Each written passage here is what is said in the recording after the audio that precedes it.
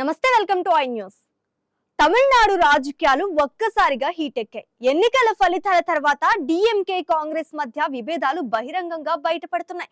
Congress party Vijay నేతృత్వంలోని TVK ప్రభుత్వానికి మద్దతు ప్రకటించడంతో మాజీ మిత్రపక్షం డిఎంకే తీవ్ర అసంతృప్తి వ్యక్తం చేస్తోంది. ఈ నేపథ్యంలో DMK MP Kanimozhi Lok Sabha speaker Om బిర్లాకు కీలక లేఖ రాశారు.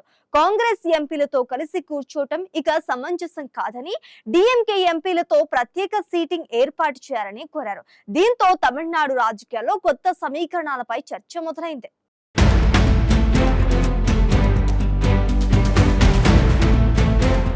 తమిళనాడు అసెంబ్లీ ఎన్నికల తర్వాత రాష్ట్ర రాజకీయాల్లో భారీ మార్పులు చోటు చేసుకుంటున్నాయి. నటుడు విజయ్ పార్టీ టీవీకే అనూహ్య విజయంతో అతిపెద్ద పార్టీగా అవతరించగా, ప్రభుత్వ ఏర్పాటుకు కాంగ్రెస్, సిపిఐ, సిపిఎం, బీసీకే వంటి పార్టీలు మద్దతు ప్రకటించాయి.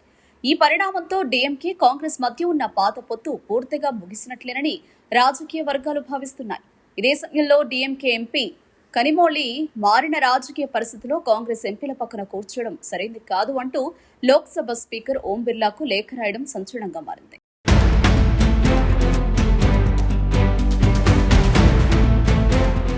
కాంగ్రెస్ పార్టీ టీవీకేకు మద్దతు ఇవ్వడాన్ని డీఎంకే నేతలు రాజకీయ ద్రోహంగా విమర్శిస్తున్నారు.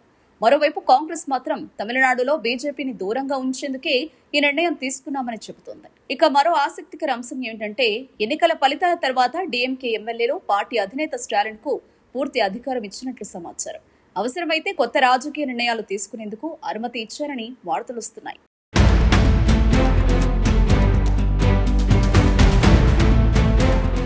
ప్రస్తుతం తమిళనాడులో టీవీకే ప్రభుత్వ ఏర్పాటు దాదాపు ఖాయమైందన్న ప్రచారం జరుగుతోంది.